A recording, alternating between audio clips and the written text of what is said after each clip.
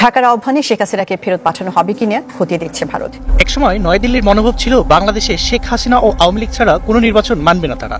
সেই ভারতের এখন চেহারা পাল্টে গেছে। বাঘের মতো গর্জন করা দিল্লি আজ বিড়ালের মতো মিউ মিউ করছে। বেকায়দায় পড়ে নিজের ইজ্জত বাঁচাতে 180 ডিগ্রি অ্যাঙ্গেলে ঘুরে গেছে মোদির ভারত। বাংলাদেশের সাবেক প্রধানমন্ত্রী শেখ হাসিনাকে কি বাংলাদেশ ফেরত পাঠাবে ভারত সরকার?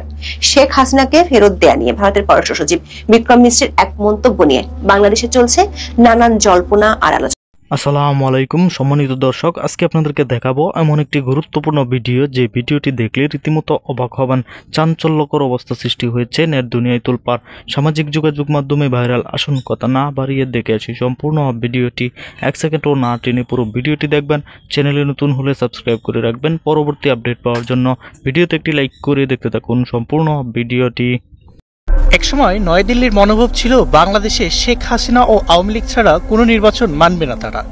সেই ভারতের এখন চেহারা পাল্টে গেছে। বাঘের মতো গর্জন করা দিল্লি আজ বিড়ালের মতো মিউ মিউ করছে। বেকায়দায় পড়ে নিজের ইজ্জত বাঁচাতে 180 ডিগ্রি অ্যাঙ্গেলে ঘুরে গেছে মোদির ভারত। দক্ষিণ এশিয়ার রাজনীতিতে বহুদিন ধরেই দিল্লি ছিল প্রভাবের কেন্দ্রে। এখন যেন নিজের ছায়াকেও ভয় পাচ্ছে দেশটি। একের পর এক দেশ তাদের প্রভাবের বলয় থেকে বের হয়ে যাচ্ছে। মালদ্বীপ বলছে না, শ্রীলঙ্কা দিয়েছে দূরত্ব, নেপাল হেঁটেছে চীনের পথে। চীন, যুক্তরাষ্ট্র, এমনকি ইউরোপেও ভারতের কূটনীতি এখন শীতল কুয়াশার চাদরে ঢাকা। এই নিঃসঙ্গতার মুহূর্তে বাংলাদেশের প্রতি ভারতের কণ্ঠ নরম হয়ে উঠেছে। সোমবার দিল্লির সাউথ ব্লকে বাংলাদেশের কূটনৈতিক সাংবাদিকদের সাথে মতবিনিময়ে ভারতের পররাষ্ট্র সচিব বিক্রম মিশ্র বলেন, বাংলাদেশে যে সরকার গঠিত হোক আমরা তাদের সঙ্গেই কাজ করব। আর তাতেই ব্যঙ্গাত্মক হাসির রোল কূটনৈতিক বিশ্লেষকদের মুখে। যে দেশে একসময় শেখ হাসিনার পতন রুখতে ও তাকে ঢাকার ক্ষমতায় বসাতে সর্বশক্তি লাগিয়েছিল, আজ সেই দেশই শেখ হাসিনার নাম উচ্চারণে কৌশলী বেছে নিচ্ছে। শেখ হাসিনাকে ফেরত দেওয়ার অনুরোধের বিষয়ে বিক্রম মিশ্র বলেন, এটি একটি আইনি ও বিচারিক বিষয়। এই মুহূর্তে এর বেশি মন্তব্য করা উপযুক্ত নয়। মিশ্রের কণ্ঠে এখন বিনয়, কিন্তু সেই বিনয়ের পিছনে লুকানো এক পরাজয়ের ইতিহাস। বন্ধুত্বের ভাষা বলা হচ্ছে এমনভাবে যেন তাতে আত্মরক্ষার আবেদন মিশে আছে। বিক্রম মিশ্র বলেন, বর্তমান সরকার নির্বাচিত না হলেও ভারত শুরু থেকেই এই সরকারের সঙ্গে কাজ করেছে। প্রধানমন্ত্রী নরেন্দ্র মোদী ইতিমধ্যেই প্রফেসর মোহাম্মদ ইউনূসকে অভিনন্দন জানিয়েছেন। দক্ষিণ এশিয়ার রাজনীতিতে ভারতের গর্জন ফিকে হয়ে গেছে। একসময় যে সুরে নির্দেশ দিত, আজ সেই সুরেই অনুনয় শোনা যায়। সময়ের চাকা ঘুরে গেছে, বাঘের গর্জন হারিয়ে গেছে ইতিহাসে। আর ভারতের মুখে এখন কেবল বিড়ালের মিউ মিউ। ঢাকার আহ্বানে শেখ হাসিনাকে ফেরত পাঠানো হবে কিনা খতিয়ে দেখছে ভারত। একথা জানিয়েছেন দেশটির পররাষ্ট্র সচিব বিক্রম মিশ্র। জানিয়েছেন, জনগণের ভোটে বাংলাদেশে যে সরকারই আসুক তাদের সাথে কাজ করবে দিল্লি। ভারত থেকে মুর্শিদ হাসিবের রিপোর্ট। মানুষে মানুষে যে বন্ধুত্বের কথা বলা হতো আগে, বাংলাদেশ ভারত সম্পর্কে তার ঘাটতি দেখা যায় 5 আগস্টের পর থেকে। যদিও দেশটির পররাষ্ট্র সচিব সফর করেছেন, তবে কাটেনি ফারাক। বৈঠক হয়েছে দুই দেশের সর্বোচ্চ লেভেলে, সেখানেও খুব স্বচ্ছতা আসে নাই। বাংলাদেশের পক্ষ থেকে বলা হয়েছে, সম্পর্ক স্বাভাবিক করতে দেশটিকে এগিয়ে আসতে হবে। এমন এক পরিস্থিতির মধ্যেই সোমবার সকালে দিল্লির সাউথ ব্লকে diplomatic correspondent association of Bangladesh ডিক্যাপ সদস্যদের সঙ্গে মত বিনিময় করেন দেশটির পররাষ্ট্র সচিব বিক্রম মিশ্র। 24-এর গণ অভ্যুত্থানের পর ঢাকা দিল্লি সম্পর্কের অবনতি, পলাতক সাবেক প্রধানমন্ত্রীকে আশ্রয়, জাতীয় নির্বাচন, সীমান্ত হত্যা এবং তিস্তার অমীমাংসিত বিষয়গুলো সহ উঠে আসে আলোচনায় আরো অনেক কিছু। বাংলাদেশের জাতীয় নির্বাচন প্রসঙ্গে পেশাদার এই কূটনীতিক বলেন, দ্রুত সময়ের মধ্যে বাংলাদেশের নির্বাচন আশা করে তার দেশ।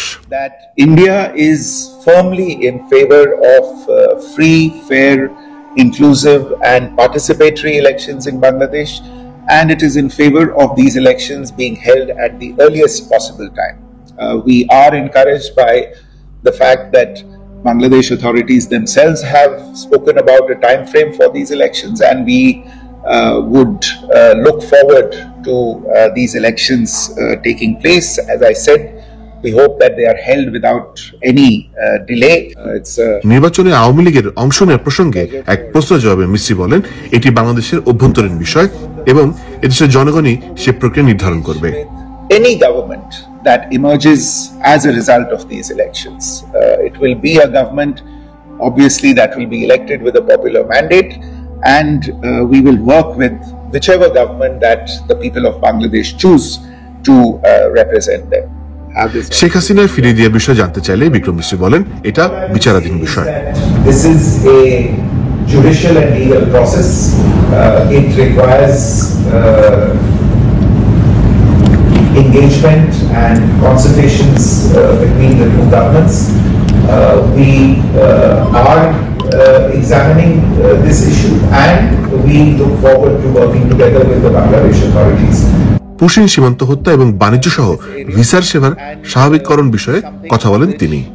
We have in the past had very close discussions with the authorities in Bangladesh. I'm sure we will continue to have those discussions with them, and I'm sure that there will be a recognition of the value of regional stability and regional security for everybody in the region. So Bangladesh itself will also appreciate the value of regional security and regional stability in this region that both of us share.